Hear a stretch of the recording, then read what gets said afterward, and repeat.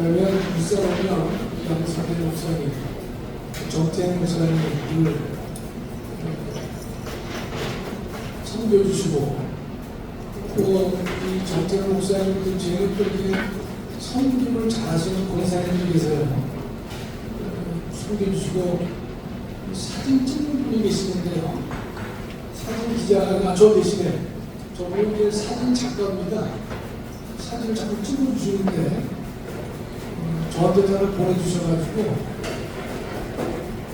마음이 더 가요. 예. 이렇게 울산하면 우리 남준이 전사님, 우리 남준께서 늘 식사도 여러분도 사주시고 해가지고 오늘은 안 오신 것 같은데, 그렇죠? 예. 매번 오실 수 없겠죠? 예. 오셨어요? 왜요? 최근에 보니까 울산에 기쁜 소식이 있더라고요. 그 AI 데이터 센터를 울산에다가 유치하기로 한 거 아시죠? 네. 그건 이재명이 한 것이 아니라 최태원 회장이 준비를 해왔는데, 저는 그게 어떤 의미인지를 잘 몰랐는데요. 지금도 정확히 몰라요. 그런데 호주에 넘어갈 데이터 센터를 울산에 유치했다 이렇게 돼 있고, 아마존에서 이 데이터 센터에 7조 원을 투자하고 돼 있습니다. 7조예요. 7천억이 아니라 어마어마한 거죠. 그다음에 데이터 센터가 서울로 가지 않고 지방에 오는 이유는 서울에는 전력이 다 한계가 있기 때문에 울산이 꼭 적지다.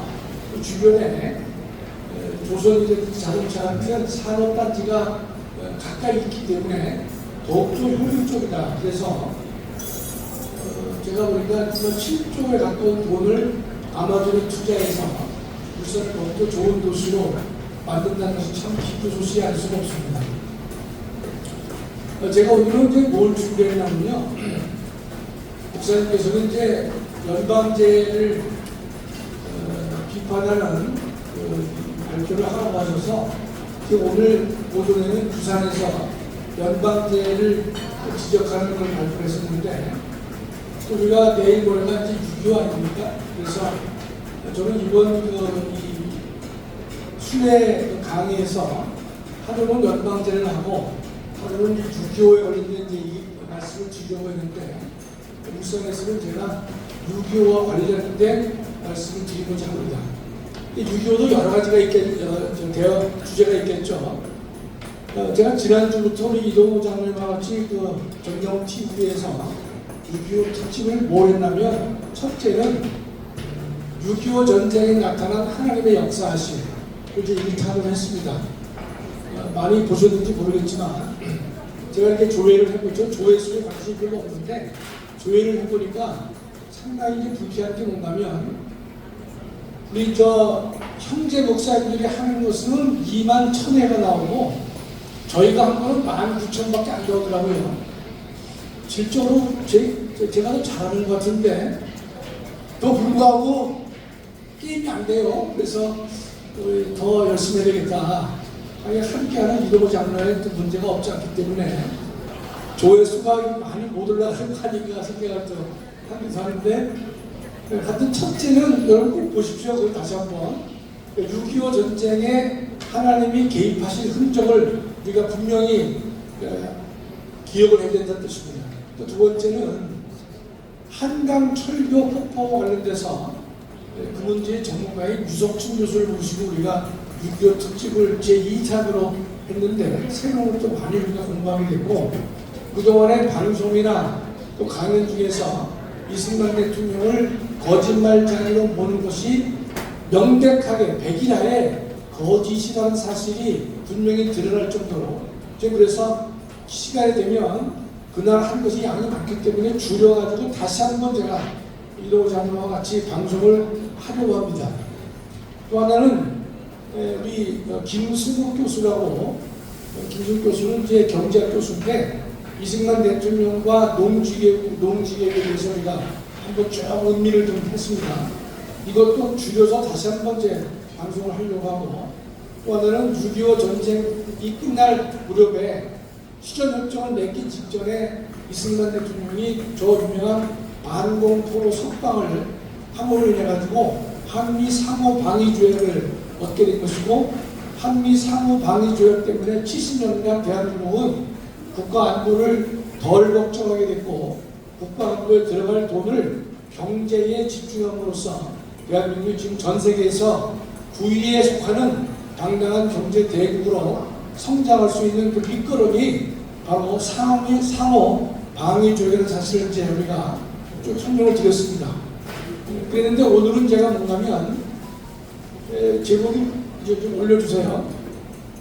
역사 교과서를 제가 한번 검토해 보려고 하는데 6.25와 관련돼서 북한의 남침을 부정하는 역사 교과서들이 대한민국에 많이 판을 치고 있는 현실을 제가 여러분께 고발을 하고자 합니다. 첫째 보면 잘 모르시겠지만 이기백 교수는 서울대 교수인데 이미 돌아가셨지만은 한국사 신론이라는 책을 썼습니다. 한국사 신론은 그 당시에 대학생들이나 대학원생들이 다 읽어보는 책 중에 하나가 한국사 신론입니다. 대한민국의 역사를 가장 정확하게 기술한 책인데 거기를 보면 북한은 1950년 6월 25일 불의의 남침을 강행했다. 그러니까 북한이 6.25 때 불의로 남침을 했다는 것을 이기백 교수가 주장하고 있고, 그래서 우리가 6.25를 보통 6.25 사변이다 또는 6.25 동란이다 이렇게 이제 부르게 된 것이죠.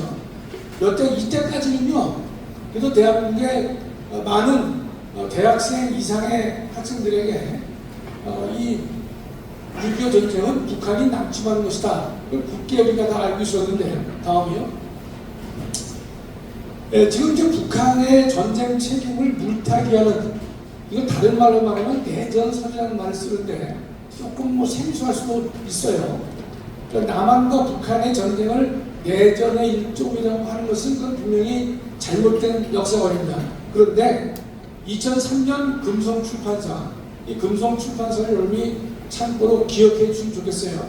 아주 대한민국의 고등학교의 역사를 근본적으로 망친 대표적인 출판사가 금성출판사가 되는데, 저 금성출판사가 어떤 표현을 쓰느냐, 둘째 줄에요. 남침이라는 말을 쓰지 않고 북한이 전면적 공격을 해왔다 이렇게 합니다. 여러분, 여기도 전면적 공격을 해왔다는 말이 일견 맞는 부분도 있지만 전면적 공격이라는 말을 써서는 안 되는 것입니다. 저게 어떤 의미가 있냐면 이런 겁니다. 넷째 줄을 보시면 크고 작은 군사적 충돌이 있었다는 거예요. 남한과 북한 사이에서는 크고 작은 충돌이 계속해서 이어져 오다가 마침내 물리적 충돌을 거듭하다가 전면적 전쟁으로 던졌다. 이런 식의 뉘앙스를 갖고 있는 것이죠. 이 때문에 우리가 용어를 쓰더라도 우리나라 보면 그것이 이제 너무나 오래된 관행이기 때문에 고치기 어렵지만은 6.25 전쟁, 그 다음에 이렇게만 하는데요. 6.25 남침 전쟁, 이렇게 명칭을 처음부터 붙였으면 다른 일이 없었을 텐데 6.25 전쟁 이렇게 하다 보니까 북침이냐 남침이냐 이런 여지를 둘 수가 있었던 것이에요. 처음에는 전혀 우리가 그런 일이 있을 수 없겠다 생각했는데, 그런데 여순 반란 사건도 여수 순천 군인 반란 이렇게 정의를 내렸다면 이게 크게 뒤집어지기가 어려울 텐데, 여순 반란 해버리니까 누가 반란을 일으켰는지에 대한 주체가 애매하게 될 수가 있었던 것입니다. 여하튼 우리가 전혀 생각하지 못한 일들이 벌어졌기 때문에 그런 것인데, 여하튼 여러분이 꼭 기억해 둘 것은 북한과 북한이 전면전을 개시했다 이런 용어를 써서는 안 되는 용어입니다. 북한은 남침을 한 것이지 전면적 전쟁을 시작했다 이 말로 여러분 동의하시면 안 된다 이 뜻입니다. 넘겨 다음요. 이 6.25 전쟁에 대해서 이제 수정주의라는 말을 이제 여러분이 많이 듣게 되시는데, 수정주의라는 말만 들으시면 수정주의가 뭔가 의문을 가질 수가 있는데, 그건 뭔가면 전통주의와 대립되는 것입니다. 전통주의는 뭐냐? 첫째 줄에 6.25 전쟁의 책임이 김일성과 스탈린에게 있다고 하는 것을 주장하는 것이 바로 전통주의입니다. 이 전통주의라고 해요. 여기에 대해서 이걸 비틀어가지고 전쟁 책임이 둘째 줄에 있죠. 이승만과 미국에도 있다. 이런 해석을 하는 인간들이 생겨났다는 것이에요. 그럼 누가 이런 해석을 했냐? 그걸 보통 비틀었기 때문에 전통주의를 비틀어서 수정주의다 이렇게 말을 하는 것입니다. 여러분이 뭐 학자들이 나와서 수정주의 어떨까 얘기했을 때 수정주의가 뭐냐? 바로 김일성과 스탈린에게 전쟁 책임이 있다는 전통주의를 비틀어서 이승만과 미국에게도 책임이 있다. 또는 이승만과 미국이 책임을 더 져야 된다. 이렇게 비틀는 것을 뭐라냐? 수정했다. 그래서 수정주의다 이렇게 말을 하고 있는 것입니다. 이런 일이 발생하게 된 가장 중요한 원인은 미국의 시카고 대학의 교수를 지냈던 브루스 커밍스라고 하는 커밍스 교수에 의해서 수정주의 역사 6.25 전쟁 관련된 수정주의가 만들어지게 된 것입니다. 그래서 이 인간이 2010년에 한국 전쟁의 기원이라는 책을 썼습니다. 여러분 뭐 기회가 있을 필요는 없겠지만 이런 책을 통해서 브루스 커밍스는 6.25 전쟁의 전쟁 책임의 원흉이 전통주의에 따른다면 김일성과 스탈린인데 이승만과 미국이 예컨대 여기에 기여한 바가 큰 것이다. 원인을 제공했다. 이런 말까지 하면서 6.25 전쟁에 있어서 김일성과 스탈린에게 전쟁 책임을 면하게 해주고 역으로 이승만과 미국에게 책임을 상당 부분 씌우려고 하는 주의가 바로 수정주의가 되는 것인데 이 사람의 주장이 틀렸다는 것이 언제 명확하게 드러났느냐? 1990년 소련이 붕괴가 됐습니다. 붕괴된 다음에 소련의 비밀 외교 문서가 다 공개가 되면서 6.25 전쟁은 스탈린과 김일성이가 조직적으로 계획해서 남한을 적화시키려고 해서 이루어진 전쟁이라는 사실이 명약관하게 드러나게 됐고 본인도 사과를 한 바가 있습니다. 다음에 요거는 한국전쟁의 기원이라고 하는 브루스 커밍스가 쓴 책인데 이 뭐 책 제목이 중요하지 않지만 그 하단에 보면 이 그림이 있습니다. 이 그림이 잘 안 보이실 거예요. 그렇죠? 뒤에 이 그림이 자세하게 나옵니다. 왼쪽 편의 그림은 사람이 이렇게 헐벗은 사람들이 쭉 서 있는 것이고 오른쪽은 총구를 겨누고 있는 한국인의 슬픔이라고 하는 피카소의 그림인 것인데 뒤에서 다시 한번 보겠습니다. 이 피카소가 공산주의인데 이 피카소가 그린 그림을 지금 이 브루스 커밍스가 자신의 책 표지에다가 소개를 하고 있다 이런 뜻입니다. 이 브루스 커밍스는요, 제가 조금씩 읽으면서 설명을 드리겠습니다.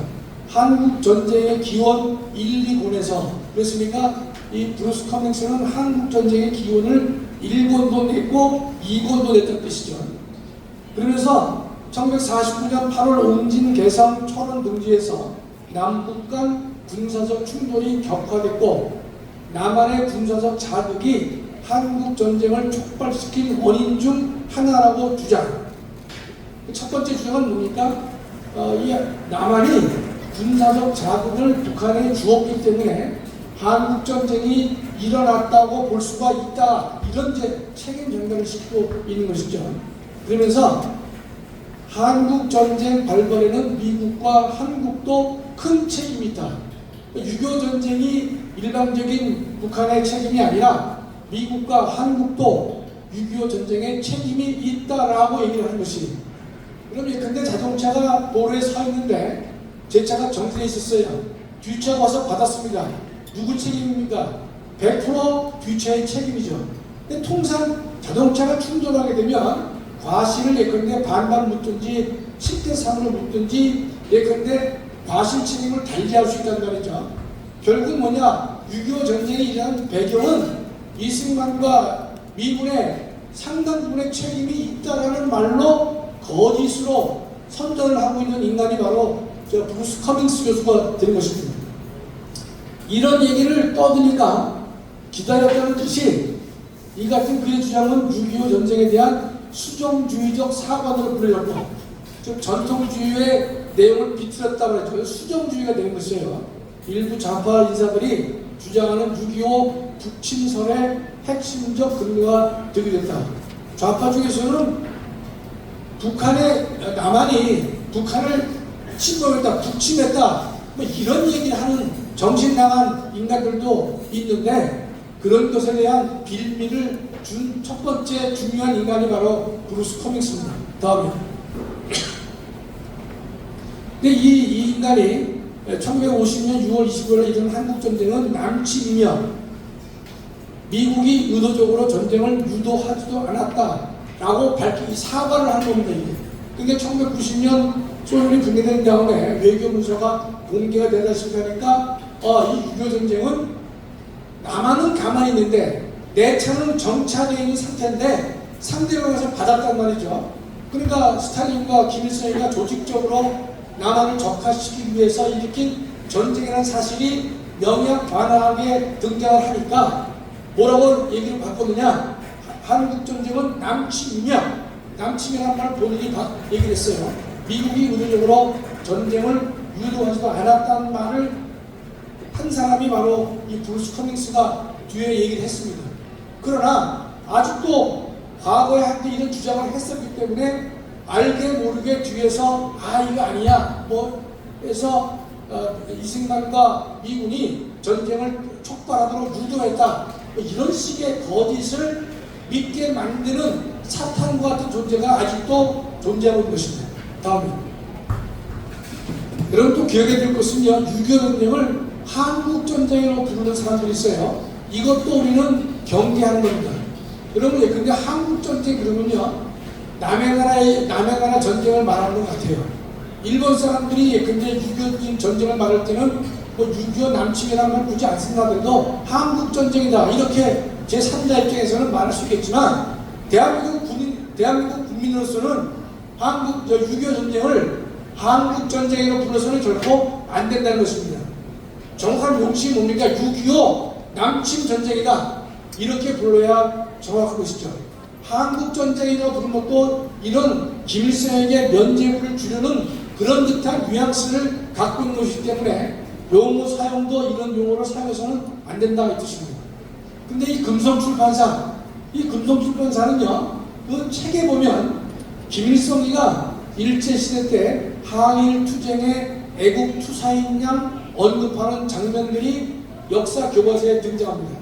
보통 보총보 전투다 이런 말 쓰는데, 그럼 이건 다 뭐 기억하실 필요 없겠지만은 뭘 할 수 있느냐, 알게 모르게 김일성이가 항일 투사였다는 사실을 강조하는 뉘앙스를 고등학교 학생들에게 심어주려는 의도가 이 안에 깔려있는 것이에요. 그러면서 마지막 줄에요, 이승만 대통령은 전쟁 중 양민을 학살했고 휴전을 지연시킨 전쟁광으로 묘사를 하고 있다는 것입니다. 이게 금성출판사의 근본적인 잘못된 점이죠. 이승만 대통령이 전쟁 중에 양민을 학살한 바가 있습니까? 있을 수가 없죠.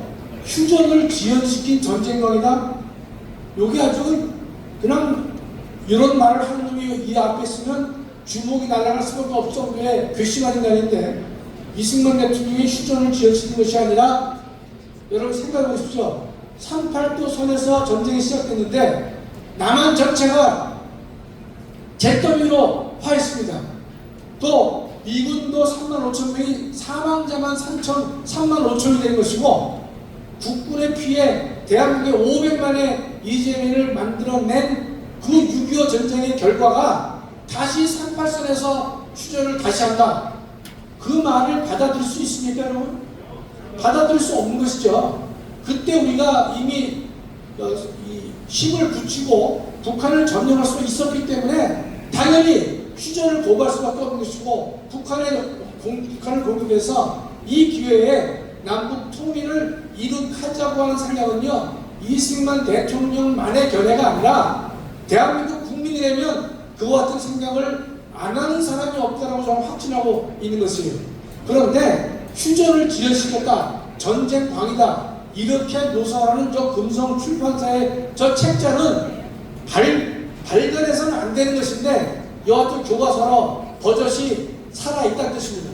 다음이, 그럼 이런 교과서가 왜 이런 식으로 타락했느냐, 과정을 말씀드리면 이 역사 교과서는 국정입니다. 특히 뭐냐면 이 중학교 고등학교 교과서는요, 국정교과서가 있고 거민정교과서가 있습니다.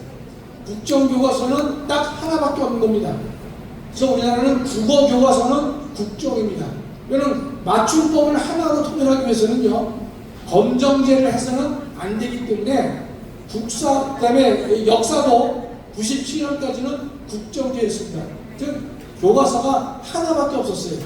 반면, 국어는 국정이었지만 영어나 수학 같은 경우에는요, 여러분 잘 기억해 보시면 다양한, 여러분 고등학교나 중학교 다니실 때 다양한 교과서들이 사용됐습니다. 자기와 자기 친구가 다니는 학교를 보면 영어 교과서와 서로 다른 경우가 많이 있었어요. 그렇죠? 수학도 달랐습니다.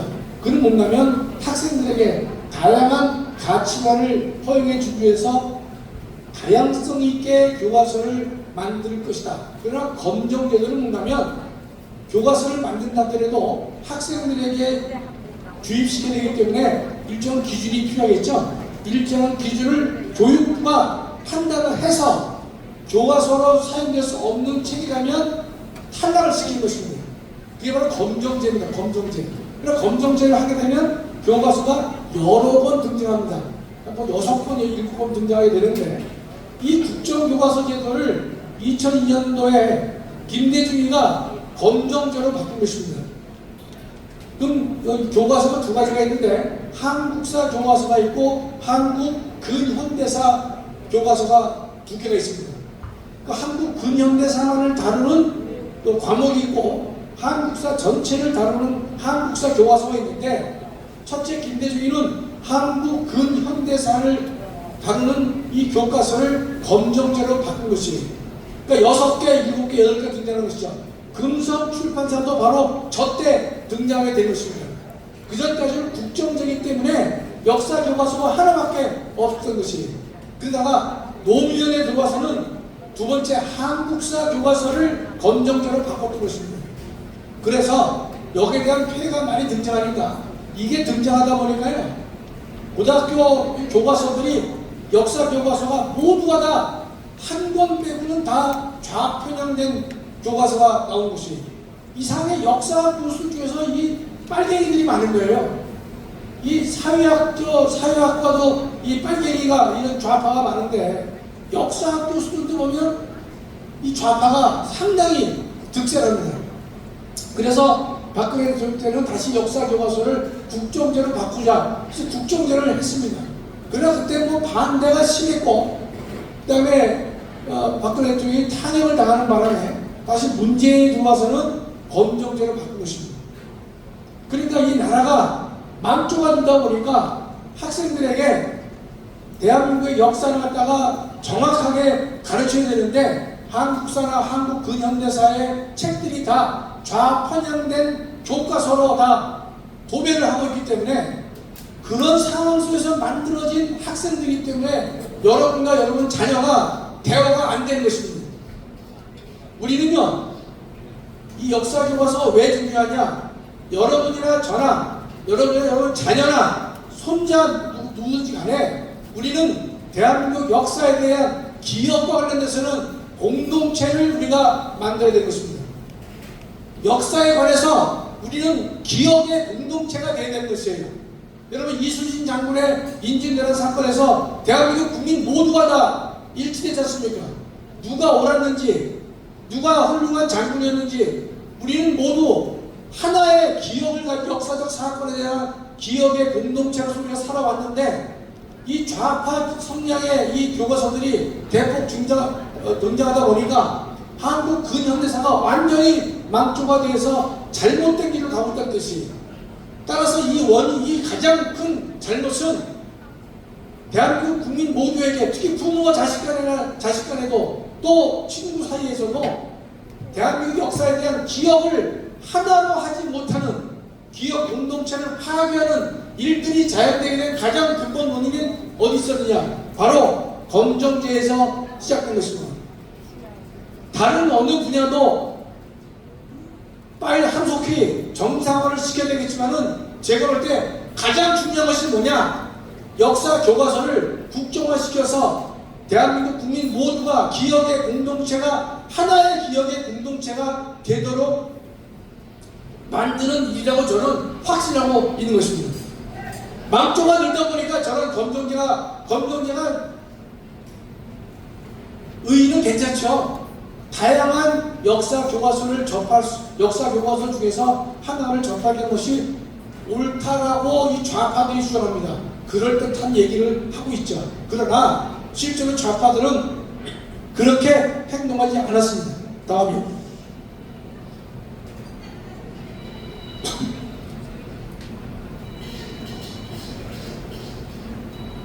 2352대 0 그랬는데 이거는 제가 만든 표제가 아니라 2014년도 김대중 조선일보 논설 주필이 쓴 칼럼 제목이 2351의 빵입니다.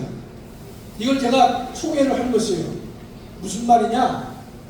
좌편향된 학교에서 대한민국 고등학교가 당시 2352개였는데 2352개가 좌편향된 역사 교과서를 쓰고 정도를 걷는 교학사 교과서를 채택한 고등학교가 단 하나도 없다는 뜻이에요. 이게 2352개 빵입니다. 여기에 대해서 김대중 고문이 좋은 지적을 칼럼에서 했어요. 둘째 줄 보면 교학사 교과서를 보니까 다른 놈은 다 좌편향인데 교학사 교과서는 우편향이냐? 아니라는 거예요. 우편향 교과서가 아니라 정도를 걷는 교과서다. 이렇게 말을 하고 있는 것입니다. 이런 것에 대해서 보수 우파들은 어떻습니까? 2352대 빵이 되고 있는 대한민국의 역사 교과서 현실에 대해서도 대한민국의 보수 우파들은 무지하고 감각도 없고 관심도 없고 뇌가 없는 구조를 가지고 있기 때문에 좌파들에게 지고 있다 이렇게 이야기를 하고 있는 것입니다. 그러면서 말미에 어떤 내용을 담고 있느냐? 후손에게 가르치지 못한 우리는 훗날 큰 벌을 받을 것이다. 이 말이 적중한 묻지 않습니까? 2014년에 쓴 글이에요. 2025년 지금의 대한민국의 현실을 보면 어떻습니까? 우리가 잘 되겠지? 뭐 어떻게 되겠지? 라고 하는 그런 이 자유우파의 사람들이 정도를 걷지 못하고 타협하고 양보하고 또 양보하다 보니까 지금의 2025년의 대한민국의 현실을 보면 많은 여러분 자녀들이 좌파 쪽에 서 있다 이런 뜻입니다. 왜 그러냐? 저런 교과서를 가지고 학교에서 학습을 하고 저런 선생님 밑에서 교육을 받다 보니까 감수성에 예민한 고등학교 학생들은 이승만은 친일파고 미제의 앞장이었다. 이런 등등의 다양한 대한민국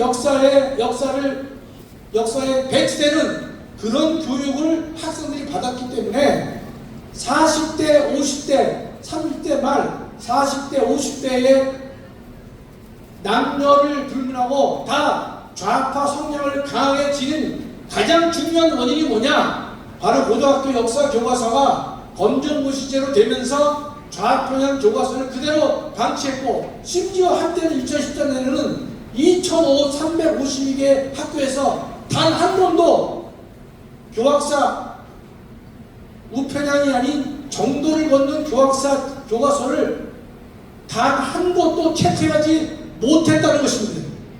지금의 우리가 좌파한테 상당 부분 밀려있는 이유도 다 어디 있어요? 저기서 다 시작된 거예요.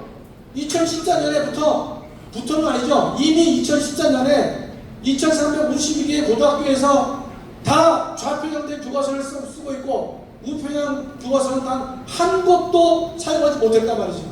왜 그랬느냐? 교학사를 선택한 학교가 있었는데 이 좌파들이 가가지고 교장을 겁박하고 뭘 겁박하다 보니까 도리어 나중에는 두 손을 든 겁니다. 2014년에 대한민국의 현실이 그랬던 거예요. 벌써 11년 전의 얘기입니다. 남해를 보듯이 그 당시에 2350년 빵이 됐을 경우에 대한민국의 자유우파에 속한 모든 사람들이 들고 일어나서 무슨 소리 하고 있느냐? 검정제도의 가장 큰 본질이 뭡니까? 다양한 교과서를 학생들에게 선택할 수 있는 기회를 주겠다라고 했지만 좌파들은 말은 그렇게 하면서 국정을 검정제로 고쳤지만은 막상 검정제가 만들어진 다음에는 자기들 것만 써야 된다고 고집한 인간들이 바로 이 빨갱이의 속성이 되는 것이 이 좌파들의 속성이 되는 것입니다. 2014년에 2350대 빵은 이미 그 전부터 대한민국 학생들에게 잘못된 역사 교육을 시켰기 때문에 여러분과 자녀들 사이에는 대화가 안 되게 된 것이 참 가슴 치지 않을 수 없는 것입니다. 훗날 큰 벌을 받을 것이라 그랬는데 그 훗날은 2014년에 얘기를 했기 때문에 이미 2025년에는 우리가 큰 벌을 받고 있는 거나 마찬가지가 된 것이에요.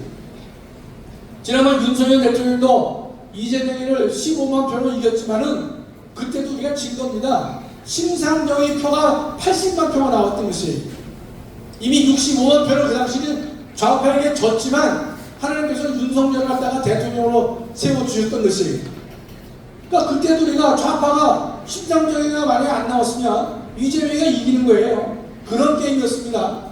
그러니까 대한민국에 좌파가 어마어마하게 지금 많이 있다는 것을 우리가 표로할 수가 있다는 것입니다.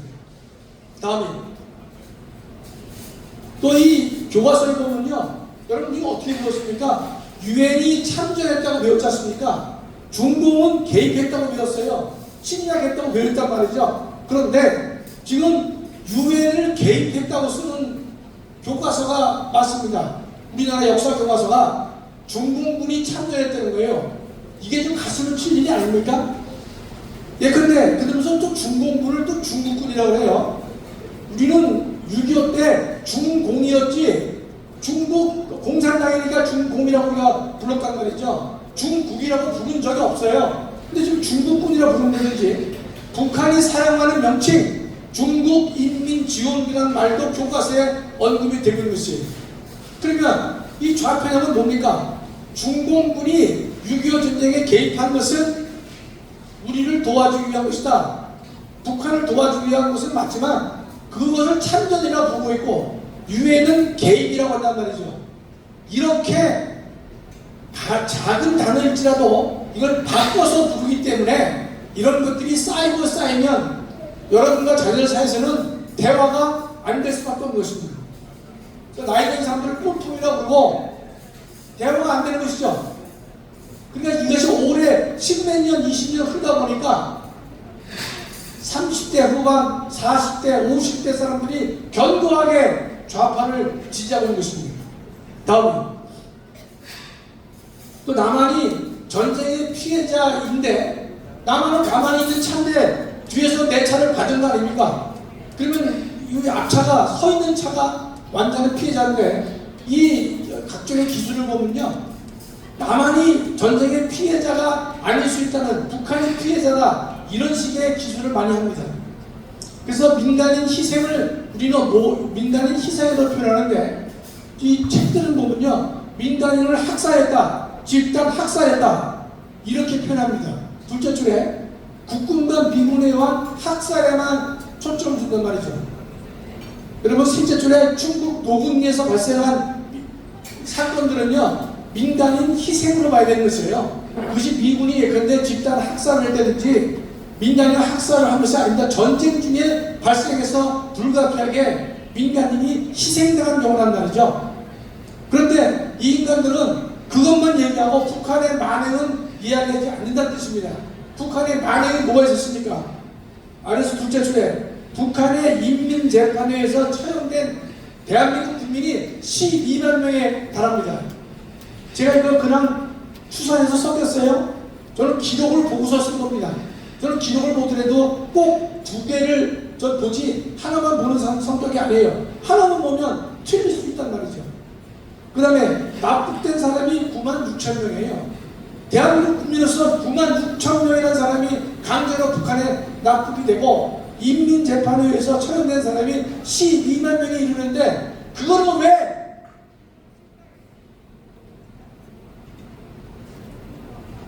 언급을 안 합니까? 그러니까 피해를 본 사람이 대한민국 국민이 결정적으로 피해를 봤는데 이런 사실을 다 감추고 있는 것들이 바로 역사 교과서가 되는 것이에요. 그러니까 여러분과 자녀가 대화가 안 되는 것이에요. 다음에 그림이 이제 아까 그 이 브루스 커밍스의 한국 전쟁의 기원에 나오는 표지입니다. 표지. 이 왼쪽에 사람들이 다 벌거벗고 서 있잖아요. 오른쪽에 철갑 입은 사람들이 총을 겨누고 있는 것인데 이 피카소 그림입니다. 다음이요.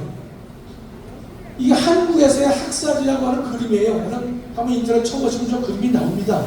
피카소 작품인데 신천 학살을 묘사했다 이렇게 되는데 피카소는 스페인 사람 아닙니까? 아무것도 모르는 거죠. 공산당인데 이 프랑스 공산당이 반미 선전을 위해서 피카소에게 그려달라고 부탁을 한 것이에요.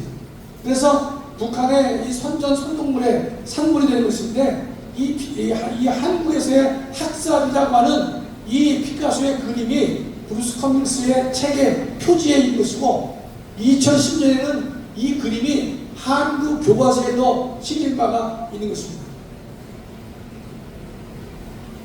지금 한국에서의 학살을 대한민국이 양민 학살을 했다라고 그린 그림을 버젓하게 신문에다가 싣고 있다는 뜻이에요.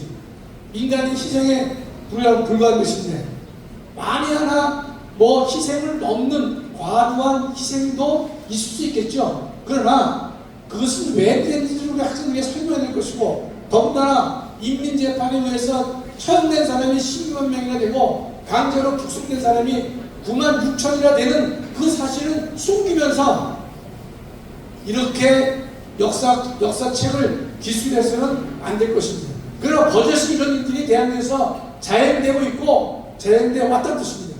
다음이 마지막 문장인데요. 국민은 하나의 정치적 공동체를 형성하고 있죠. 정치적 공동체지만 그것이 진정한 정치적 공동체가 되려면요, 대한민국의 역사에 대한 기억이 하나로 되는 공동체가 되어야만 우리는 하나가 될 수가 있는 것입니다. 그런데 지금의 모든 성경들을 보면 동일한 역사적 사건을 공유하지 못하고 있다는 뜻입니다. 그래서 부모 자식 간에도 공유하지 못하고 있기 때문에 대화가 단절되는 것이고 자유파의 가정이지만 자녀들은 예컨대 부모와 다른 길을 완전히 걷고 있는 그런 상황이 대한민국의 비극을 가져왔다 이 뜻입니다. 올바른 역사 교육의 정상화가 매우 간절히 요구되는 시점인데 지금 이재명 정권이 들어온 다음에 역사 교과서를 국적으로 바꿀 일은 없을 거 아닙니까? 우리가 해야 될 가장 중요한 일 중에 하나는 여러 가지가 있겠지만 저는 장래 세대에 올바른 역사의식을 심어주어야만 우리가 이 한 나라의 정치적 공동체에 살면서 한 국가의 국민이라는 사실을 우리가 만들기 위해서는요, 적어도 역사에 대해서는 기억을 공유해야 되는 것인데 이거를 다 파괴하고 있는 것이 뭡니까? 좌파 역사 교과서가 되는 것입니다. 우리가 하루 속히 역사 교과서만큼은 원래대로 국정제로 바꿔서 하나의 단일된 역사 교과서를 만들어서 후대들에게 교육을 시킬 때에만 대한민국이 건전한 국가로 거듭날 수 있다고 저는 확신하고 있습니다. 감사합니다.